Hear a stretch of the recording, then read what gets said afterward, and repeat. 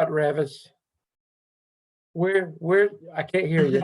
We're solving, So, we're solving all the world's problems right now. So, well, but anyway, I have enjoyed listening to you guys solve them. we've got a lot. There's a lot going on. It really is a lot. I mean, just life in general. There's just so much to deal with, and so anyway, we just need to pray hard and just pray that it'll soon, you know, come to an end. I understand that the president today has cut off all any trade with Russia. There's no collaboration with them at all, which there shouldn't be. Cut it off completely. But what impact is that going to have on us? I understand that the that there's what is it called, the fuel, anyway, he has not opened up the fuel lines for the United States at this point. So there's some heavy decisions that's got to be made here to make things, better for us. And then you wonder, is all of that political propaganda? You wonder about all that too, just where it is. Anyway, we could go on and on and on for that. Dr. Revis, let's go ahead and get started. Okay, well, welcome to week 9. And it's hard to believe we're already in week 9. You are over the hump officially. We have finished the AAPTEL officially. And we talked about that a little bit last week. Dr. Stedman, I had really good scores coming in, all straight 4s and 2 3.8s. And I was very, very pleased with that. So you are well over the hump here and getting ready to get on the downhill slide and start talking about the AAPTEL. Want to talk a little bit about our case studies. Dr. Revis, let's go back to our scores for just a second. I will say that, while the scores, they were excellent scores. There was a 3.6, 2 3.8s, and then the rest 4s. Those are all very, very good scores. They're all A's. However, the 3 that were not 4s, I went back and I looked at them. And again, it's so important that you go back and you look at what is required. It was minor stuff, but it was enough that the evaluator did not see enough. Most of it was task 5, where you were doing your reflections. They didn't see enough of both your clinical experience and the work you were doing. So it is so important that you pay close attention to that, because I think just a little bit more in that area, and all of them would have been straight 4s all the way down the line. So, just be aware of that as you're doing task 4 of the AAPTEL, and, go the extra mile with it. Go ahead, Dr. Revis. Okay. So in the case study, I enjoyed listening to all the groups. It was obvious to me that a lot of preparation had gone in to being able to discuss in a scholarly manner the case study. I was listening for things like hearing the language of the AAPTEL. I was listening for you to talk about the AAPTEL and reference the AAPTEL, such as the principal organizing official PLCs, doing a data dive, looking at research and best practices that align to the individual reading problem. All my groups, Dr. Stedman, talked about the importance of using data to analyze specifically why the reading scores were low performing. And mine did as well, Dr. Revis. Very pleased with them. And so I was very pleased with that. And then building a plan. A lot of you talked about a reading plan, a reading action plan, or a school improvement plan. And so I was very pleased that all groups saw that similarity to the AAPTEL. Many students in my section, Dr. Stedman, pulled in outside readings, either that were listed in our course shell or just readings from elsewhere to support their perspectives and their thoughts. And that's what you have to do. And you have to not only you can't just say, research says, we want to know what research and a reference to the author or authors in your supporting dialogue. So, and Dr. Stebbin, I'll have to tell you, I counted off if I didn't hear any kind of verbiage about different authors or different pieces of research or talking about the relating it back to the AAPTEL. I did take off some points. So moving forward, be sure that you come very well prepared. And those of you who did, it's very, very obvious. Your answers are deep. Your contributions are deep. You can talk about all facets of the particular whatever you're dealing with. And some of you didn't come prepared. It was obvious. You have shallow answers and not a lot to support your answers. So when we say scholarly discussion, remember I shared with you, what we're looking for is not your opinion. You have to back up your opinion with your research or with the work that we did in the AAPTEL. And thank you, Dr. Revis. And I can say the same thing about, all of mine as well. I will say that if you were going to give an award, Tawanda, I don't see her with us. Tawanda, she was the team leader for her. Tawanda, she was well prepared. She kept her group, organized from to get her communication with them. I was just, a lot of good stuff from everybody, but Tawanda just kind of went the extra mile with that, and I thought, that was great on her part. And then again, the discussions, I was very, very pleased with how most of the students did tie in the research. They actually named research, went back to the independent readings that they're having to do, and made me aware that they were reading in, from the textbooks, and they were keeping up with that. So again, I was very, very pleased with that as well. Now, you will have the same opportunity to do this at the end of the AAPTEL. Every time you do something, practice should create an environment so that you can do it better. So if it was great, I want it to be even greater than great next time. So, you've got the up the ante, and, you got to pick up the bar next time, because I'm going to look for growth, or we're going to look for growth and all of this. And even the one we're going to talk about tonight, your Zoom team assignment for the AAPTEL Task 1, we'll talk about that tonight before we leave as well. Dr.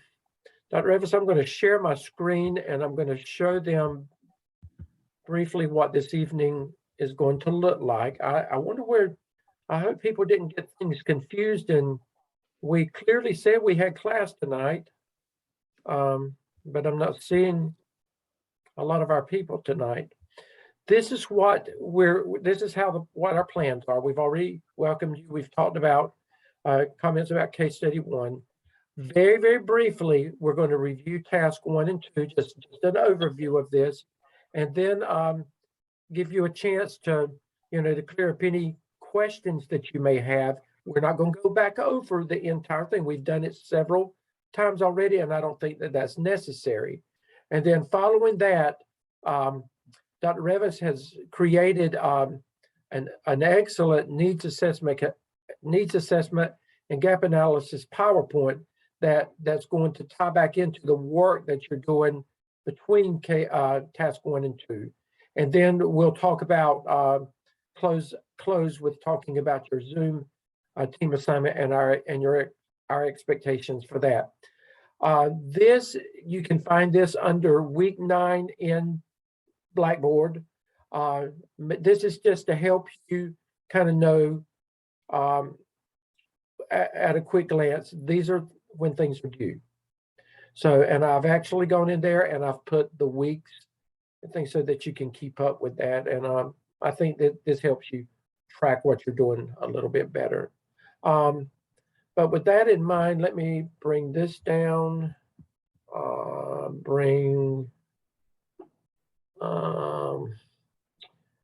This is what I want. Okay. I'm not even going to bring the helpful hints or anything like that back up right now, Dr. Revis. I just think we need to go back and look at the AAPTEL at a glance. Remember when we did the heavy presentations last week, and if you go back to week 8, all of those PowerPoints are listed under week 8 from the different professors that presented last week for AAPTEL Task 1, 2, 3, and 4. So under week 8, you will find them and you can refer back to them. Go back to week 8 also and look under week 8, and there are just a variety of resources under week 8 that you should be using as you're doing your research. In task 1 of the AAPTEL, remember you're doing your research. You've got to complete your research, and remember, for each of those topics, headings, you have to do a minimum of 3 references for a total minimum of 15 references for that part. And then you've got to create a checklist and a survey. And remember, we said that both of them must be valid and reliable. That means that it's been used. It's not something that you're just creating off the top of your head, that you're pulling it from somewhere. Now, you may take one that's been created and used, and you may say, well, that's too much. I just need a portion of that for what I'm doing, and that's okay. You still cite that as the source where you got it from, because that is a valid and reliable source. You can't just put the checklist there. You can't just put your survey there. You must also talk to us about where it came from. You must use the language. This is valid and reliable because you support it with why it is what it is, and why you're planning, why you are proposing to Dr. Revis and me, this is what I would like to use, because we have to actually say, yes, you can use this. And I can't say yes if you have not supported it with why you put it there. Okay, Dr. Revis, anything else about AAPTEL Task 1? Okay, remember the checklist is that's what you see. Teacher leadership empowerment, what teachers are doing inside the classroom. And the survey is you're getting results from the teacher about actually is how they feel.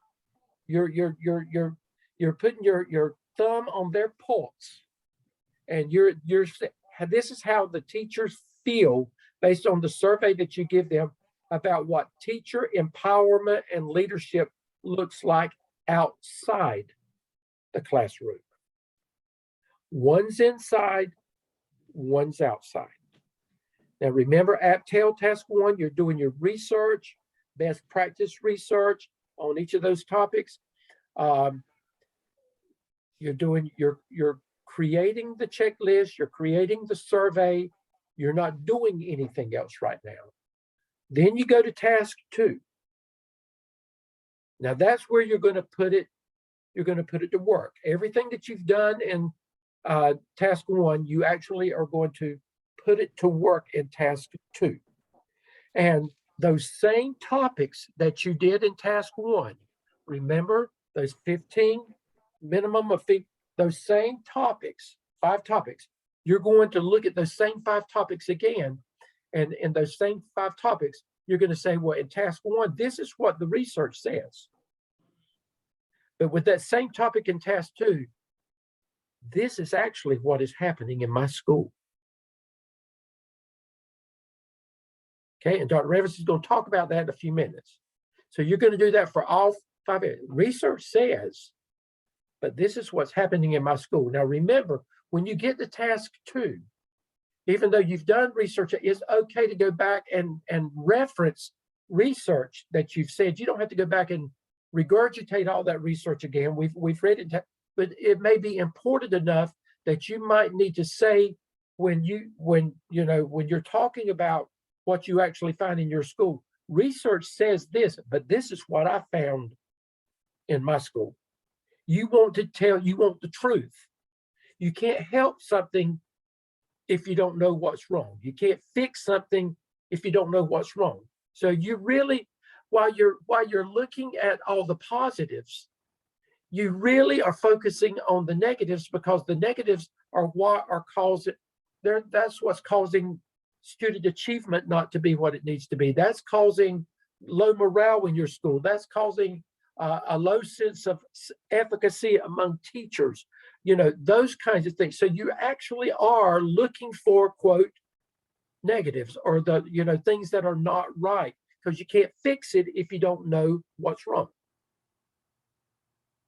Then you're going to take that same checklist and that same survey. You are going to put it to the test in task 2. That's where you're going to do your walkthroughs with the principal's approval, and hopefully with administration. If you can walk with administration, it makes things so much more credible for you. It puts you in a different light with the teachers. However, if they don't, nobody's with, and you can go with a literacy coach, one of the coaches at your school. Is there, whomever you can find that will allow you to work with them. And remember, we're looking what, Dr. Revis, 3 to 5 good walkthroughs. Yes, I think 3 to 5 good walkthroughs. I think your helpful hints say 5, but since COVID, you may not be able to do Yeah. 5 based on what they allow. If you can do 5, it gives you a broader perspective of what you're looking at. But at least 3 walkthroughs, at a minimum, I would say. In addition to that, remember, this is part of what you would call your qualitative research.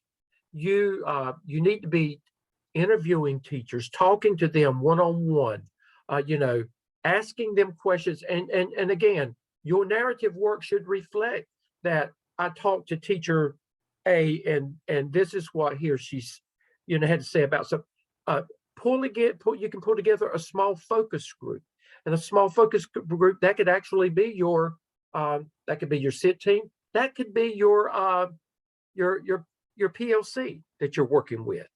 It could be your grade level PLC that you are required to work with at your school. You be creative with that. But again, there's a lot that there's a lot of avenues that you can travel down with task 2. And remember, you are going to actually show the results of your survey. You're going to show the results of your walkthroughs, and those are with visuals, with the graphs and things that Dr. Revis pointed out. And they're actually, again, under week 8, you can find that information. Again, you need to talk with your principal, and you need to say, in doing the walkthroughs at the school, what do you find as the biggest challenges amongst our teachers? Because that helps you build your supporting, and say that in your narrative work. My principal said that of the walkthroughs, that they do, you need to kind of get how they feel, your administration, your principal, assistant principal. Even you can talk with the coaches, and because they do the same thing. What do you find when you go through, and look at that as well. If walkthroughs have been done, and they will give you some interpretive data, you can actually show that in a pie chart or some type of graphic or information, as well as a part of your supporting evidence for task 2. Dr. Revis, anything with that? Any more, Dr. No, Revis? I think you've covered it very well. Okay. Before we go any further, though, because Dr. Revis, I'm going to turn it loose to Dr. Revis in just a minute for her PowerPoint. Does everybody feel pretty comfortable with what you're doing with task 1, and know the direction that you need to go to with task 2 at this point? Are there Is there anybody that you don't know what you're supposed to do, or you need help with that? I just have a question. I just want more clarity about the checklist. So you said a created checklist, correct? But it can also be a survey that we've already used, something like maybe a teachers working Yeah, condition yeah, survey. yeah. Well, and Okay. that's what we said last week. When we say created, actually, you can create it from what is already there. Let me put it that way. You're creating something, or you're pulling something. You're not making something from scratch. And that the terminology is a little bit awkward, but you're actually you're you're you're not making something from scratch. You're pulling it from something that is already there. Does that answer that Got question? Yes. Thank Okay, you. you are And welcome. Okay. if I could, excuse me, if I could piggyback on that, D'Amber, you have to have both a checklist, and that's what you're going to use to gather your walkthrough data, and you have to have a survey, and that's what you're going to use to gather your teacher perception data. Okay, And there are remember, two the instruments. survey, before we go on, remember your survey can be, you can send that out, Survey Monkey. You can actually put a hard copy in their hands and say, give it back. Ask the principal, can you give something in a teacher's meeting? But get their permission. Whatever you do, make sure your principal allows you to do it, because you don't want to come back and say, well, why are you putting this out? You didn't get my permission to do this. So make sure that you have administrative permission to do whatever you're doing. Okay. You talk with them about that. You should have already done that already, but just make sure. Okay. If you think of something after Dr. Revis finishes her presentation, then we'll come back to that. But Dr. Revis is going to take it over now, and she's going to, her PowerPoint presentation is going to talk more about the needs assessment and the gap analysis in this process. Okay, can you see my screen, Dr. Yes, Stedman? yes. Okay, I have learned with PowerPoints that if I put it full screen in slideshow mode, that I cannot see any of our class members to the side. So I'm going to leave it in that format. So let's talk about a needs assessment and what it is. A needs assessment is simply just a comparison of the current instructional organizational practices to research-based indicators. So you're comparing what is to your research. A needs assessment also provides a method to learn what's already been done and what gaps still remain in our learning or in whatever you're talking about as far as a needs assessment. And those two quotes come from those resources there. I like this visual, and I wish I could take credit for this, but actually this was created by Dr. Stone. And I think it just really shows you visually what you're doing in a gap analysis. You're examining your current state, and then you look at your desired state, and that's with your research, and you're identifying back right here your gap analysis. What do we need to do to get there, and how do we do that? So current state, of course, you're finding that through your survey and through your walk-through observations. And the desired state is what you're finding out through the research in those 5 areas in task 1.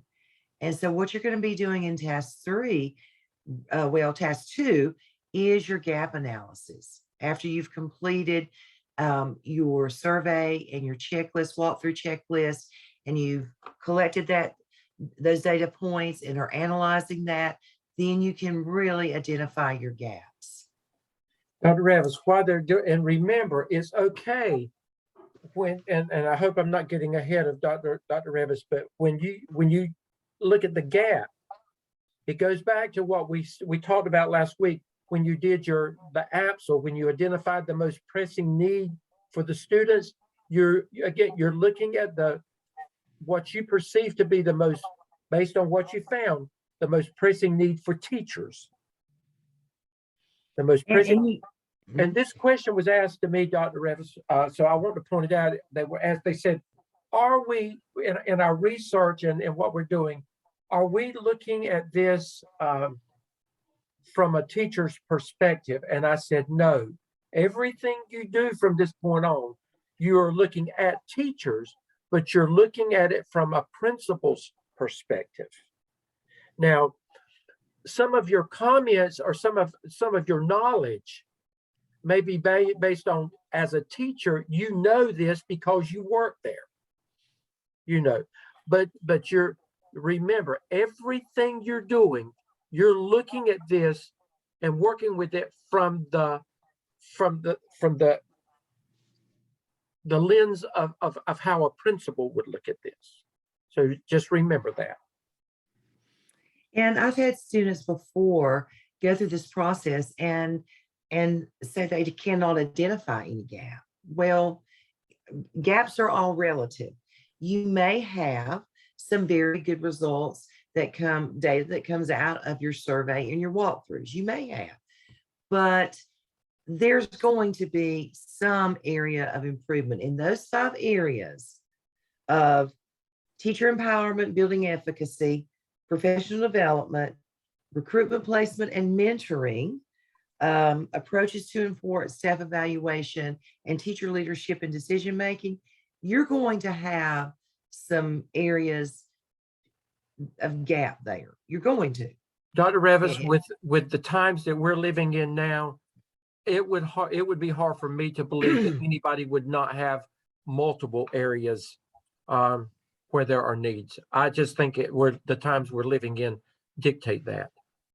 I do too. And don't think that it's gonna look bad on your school. No, Think of it as, I'm trying to help improve our school. So if I can find a gap and we can find a solution for that and work on that, that's going to improve my school. And that's what it's all about, improving our school. and Dr. Revis, I would suggest when you're looking for your gaps, and I hadn't thought about this up until just the last day or two, it goes back to what I said last week, the twofold purpose. Well, actually, I did, because I talked about that twofold purpose last week. And when you're looking for gaps, you really should be focusing on, what is a gap based on what's happening inside the classroom. What is a gap, at least a gap that's happening outside the classroom. I would think that at least at a minimum that you're looking at 2 gap areas, wouldn't you, Dr. Revis? Yeah, definitely. At least, because your focus is what's happening inside that classroom with teacher leadership and empowerment, what's happening outside that classroom. So I think at a minimum that your gap should focus on, inside the classroom, this is what, and then outside the classroom, I don't know. And when you're doing those walkthrough forms, and collecting those data on the walkthrough forms, then I'm hoping that translates into some type of professional development. And, unless you see your teachers using your instructional practices or whatever you've designated on your walkthrough forms consistently and at a high level of implementation, then there should be identified in your action plan some type of professional development. So those are the kinds of things you're looking for. And then in your action plan, you're going to think of solutions for that. So right now we're talking about a needs assessment as it relates to teacher empowerment. But regardless of the needs assessment, when you get in a school as a school administrator, you're going to hear that word a lot. And a needs assessment very, very, very explicitly talks about, what does the research say? Gather and analyze your data points, compare to your current state to your research-based indicators, develop goals and how we're going to measure them, and then an action plan. Regardless of what kind of problem you're looking at, when you start doing a school improvement process, you're going to do a comprehensive needs assessment on many areas of your school. So what does the research say? And this is AAPTEL Task 1, Prompt 1. And those are your 5 areas, again, that you're looking at and that you're gathering research. And we've talked about that probably enough. And in prompt 2 of the AAPTEL, you're going to design your instruments, walkthrough checklists, teacher survey on teacher empowerment as leaders. And here are some places you can go. And don't forget, you can also use Marzano's checklist. Excuse me, that would be Whitaker's checklist. And then in task 2, prompt 1, you're gathering data. You're administering the survey, you're collecting data through your walkthroughs, and then you're going to analyze that data. And you're going to pull in your PLC to help you analyze your data sets. And, you know, here are just some questions when delving further into your data points. Is the gap across the school, or is it just in certain grade levels or subject areas? How has the placement of teachers, mentoring, or hiring impacted the gap? And we know right now, recruiting and hiring teachers is very, very difficult. Is there a professional development need for all staff, or is it just targeted members? Are there a few superstars who could be empowered to lead that professional development? Again, in task 2, you're comparing that current state to your research-based indicators. And then in task 3, you are developing an action plan for improvement, and you're determining goals and expectations and how you're going to measure them. You're not only developing a plan, but you have a lot of narrative work that goes with development of that plan to talk about all those different pieces that went into thinking about developing the plan and what was considered when you develop the plan and what you're going to do with it. Any questions? Again, you'll hear the word needs assessment, and you've probably heard it if you've worked on any Title I grants in your school or any other type of federal grants. They always require you to do a needs assessment. And that's what you're doing here. You're doing a needs assessment, specifically looking at teacher empowerment and leadership. Okay. And I'm going to stop sharing. And don't worry right now. Don't be concerned so much about task 3. We will actually go back and spend much more time with task 3 after you have completed, task 1 and 2. But you'll be ready for us to talk about it then. You're not ready for us to really focus on all of that right now. What questions would you have of Dr. Revis and me about where you are with task 1 and 2 again right now? You can ask us anything. Okay. All right. And if you think of something in the meantime, we'll pull this back up. I want to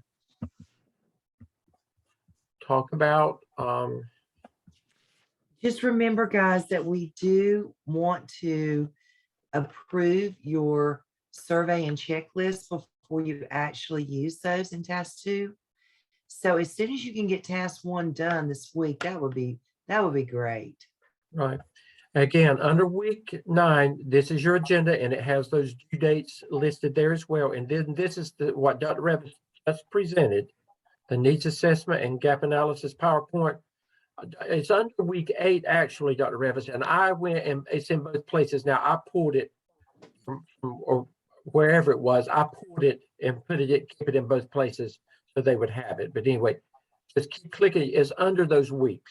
So just look at 8. For my class, it's under week 10, but I will put another Well, I copy. kept it there because I knew they would be in week 10 next week, but I went and copied it and put it in here just okay. tonight's purposes. But it's there. Dr. Semin? Yes. Sorry, this is Jasmine. I Hey, have a Jasmine. question. I just want to make sure I'm understanding this correct. Once we get our surveys back, once we get our surveys and do our walkthroughs, we're getting our pressing need. I know you said we should probably have a minimum of 2 pressing needs. I just, you really need to look at focus on, from the results along with your team, Mhm. what stands out as being identified areas of weakness in your school based on what's happening inside the classroom and based on teacher leadership and empowerment outside the classroom based on those survey results. Yes. And Okay, Jasmine, and with those walkthroughs, do you think we should be doing it like in different subject areas, staying in the same subject? How do you think we should do it? Remember you're a principal now, and you So, you should you should be all over the place. Yeah, gotcha. that's and a Okay. good Jasmine, question. Good I'd question, like though, to Jasmine. cycle, yeah, I'd like to cycle back to Jasmine's question just a little Uh-huh. bit. Guys, I would expect in each of those 5 areas that you've got something in most of them that you're identifying. I Mm. mean, with the times that we've been through and are still negotiating in, you're going to find some areas of need in all of them, or most of them, I will say. Now, when your team comes together, they may say, well, this is too much to focus on. I don't want to focus on all this stuff. And there is some truth to that. One of the hallmarks of a low performing school is they try to spread their focus too broadly and try to do too much stuff. So you may have an identified need in each of those 5 areas, but your PLC may say, we only want to look at these 3 areas. Okay. Or again, it could be 2 areas. Mhm. Because remember with the app, so it was one area, your most pressing need.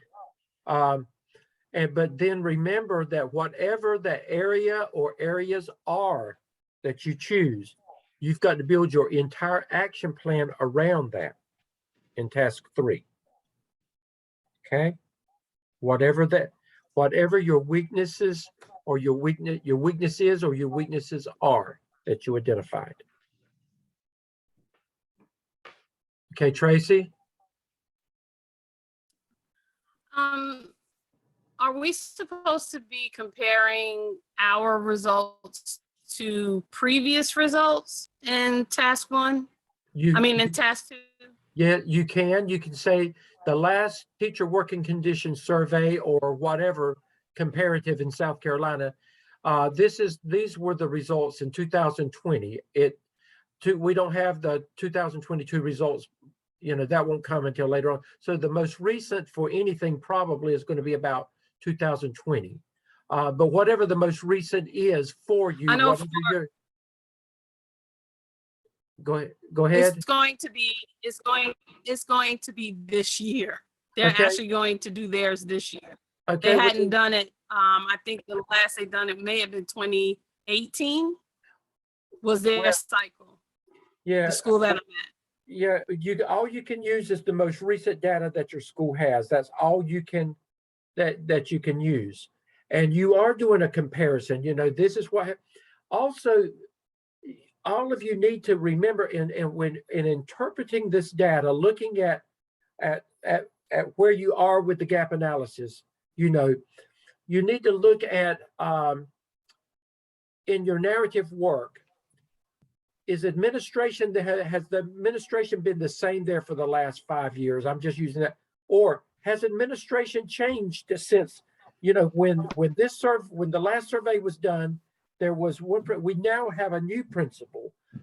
Sometimes administrative changes does move things in a more positive direction sometimes.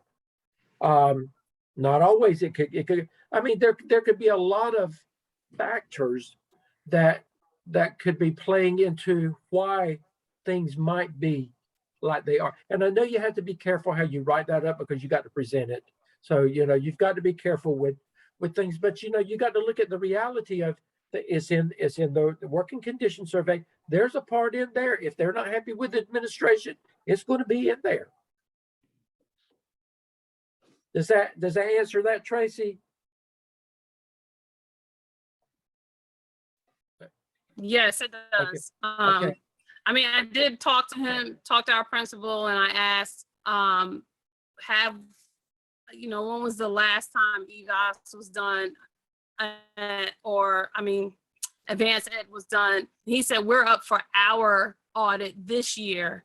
Okay. And the last time it was done at the high school was before he actually became principal, but he was teaching there, was I think it was 2018 or 2017, one of those 2 years. But that's part of your narrative work. You talk about that in your narrative work, okay? Okay, Jamie?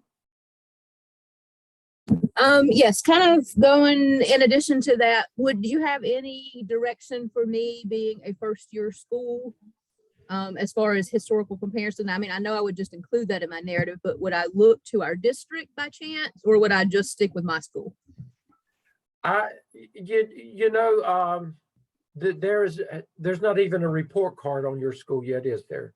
No. Okay, I would just say, is it an elementary school, Jamie? It's K-8 virtual.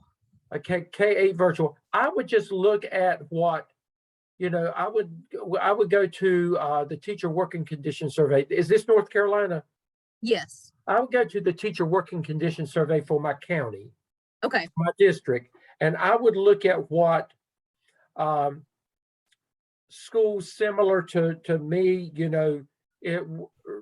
what it looks like, this, and you need to talk about that this is the first year in operation for a new virtual K-8 school. That's part of your narrative work. And, you don't have a lot to compare from. However, this is what it looks like in our district. Okay. Thank you. And that should help you.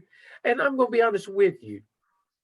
Whatever you see as major flags in your district, it's probably not going to be that much differently for you. Right. That makes sense. Thank you. You're welcome.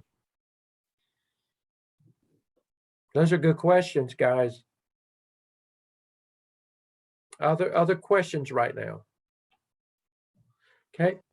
Let's look at this. Dr. Revis, talk to them about the Zoom team assignment for the AAPTEL Task 1, which is going to be due to Blackboard no later than Sunday, March the 27th. And I'm going to pull something up while you're talking to them.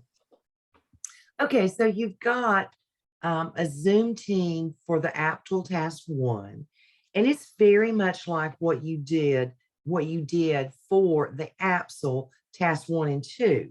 So it's not a case study. You are looking at your work that you've been doing in your AAPTEL. And I think what we did in the AAPTEL is we gave you some conversation starters. And we don't give you that when you get to this task. So number one, you need to make sure everybody's had a chance or does get a chance to be the Zoom leader.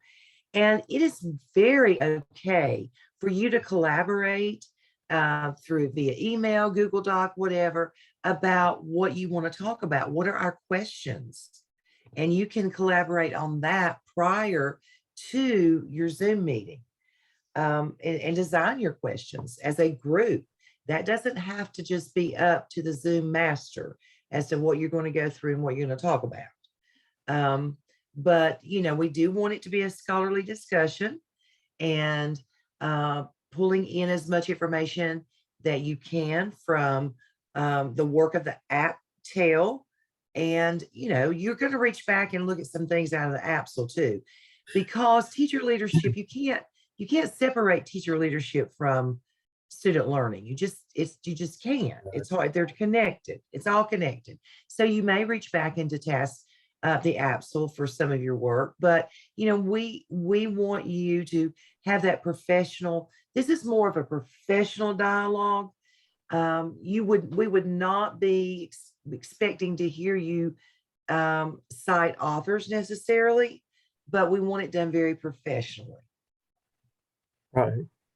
And then once that's done, you follow the same process where the Zoom master creates a video and sends the link out to each of you, and then you will submit it. You will go to the AAPTEL completed peer review Dropbox. And then if you scroll down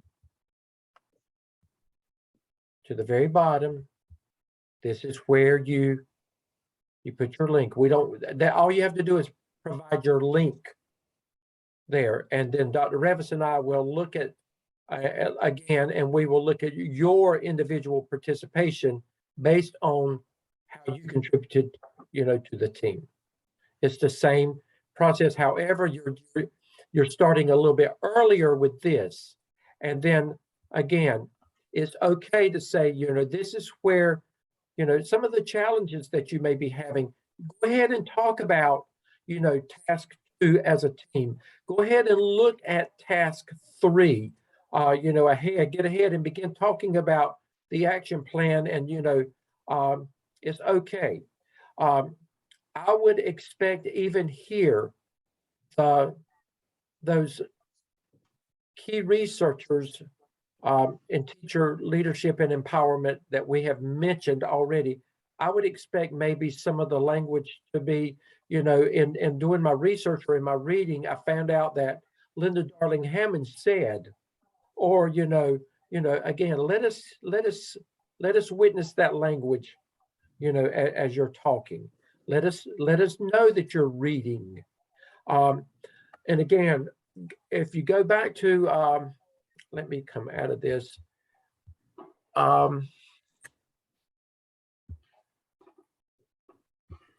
If you go back to week,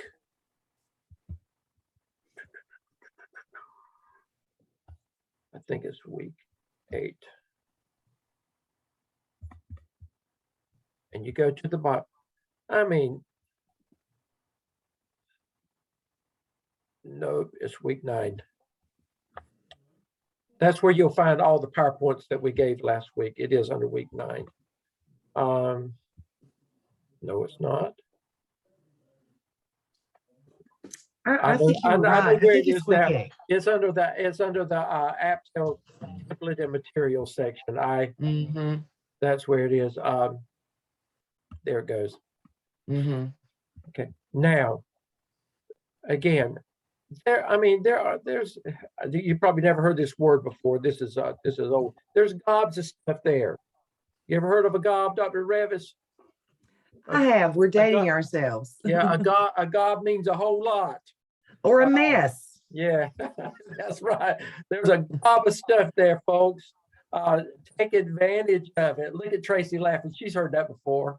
But anyway, all of this, take advantage of what we've given you there. There's a lot of stuff to use. So, and again, remember the Teacher Working Condition Survey, South Carolina Advanced Ed or Cognia.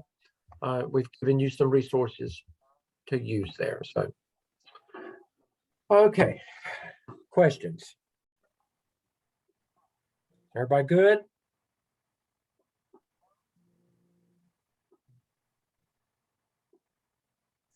If you're good, give me a thumbs up. You good? Good, okay. Dr. Revis, anything in closing? Let's just go over what is due. Is anything due this Sunday? Okay. Yeah, let me pull that back up. I think that's important. I'm glad you said that. Let me pull that back up.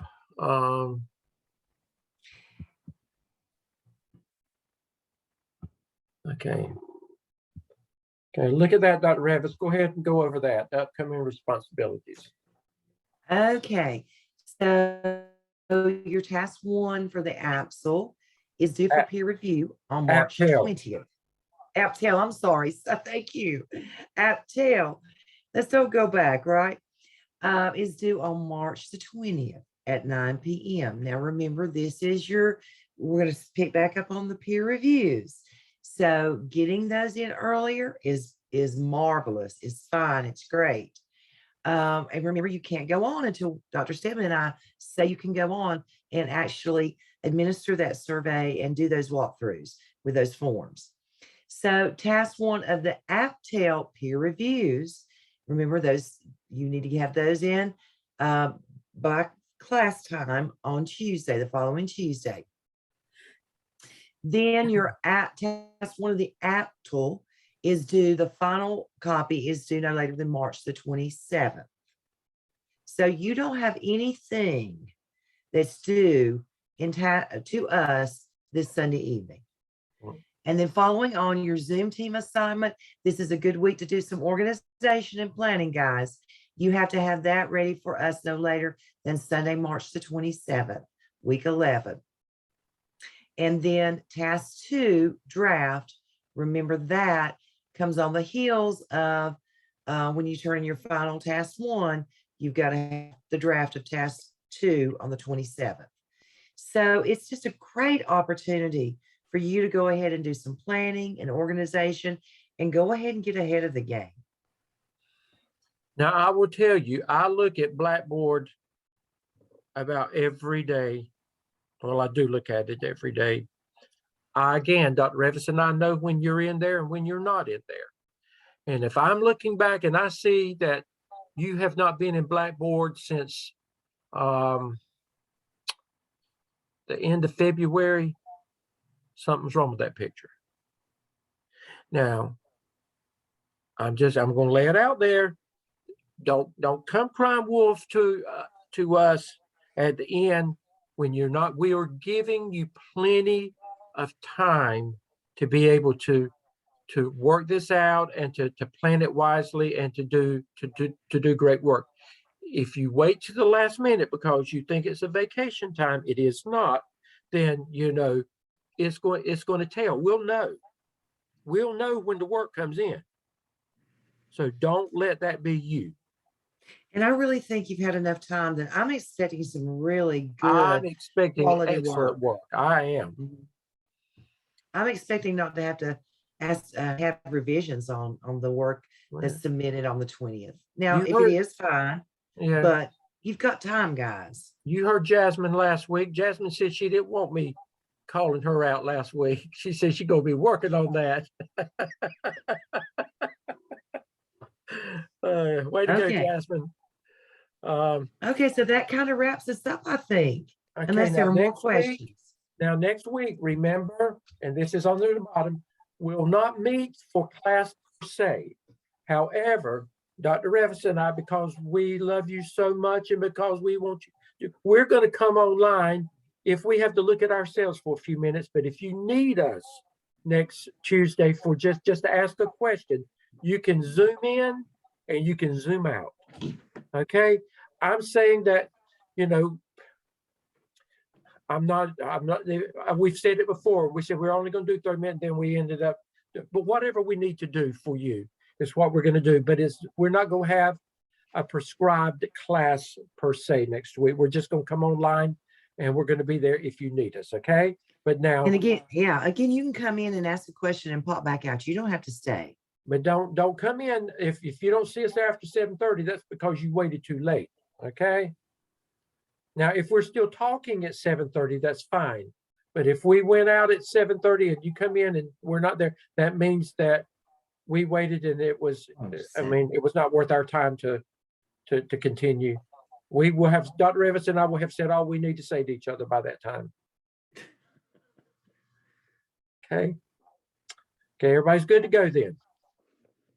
Okay. Good night, guys. Good night, everybody. Okay.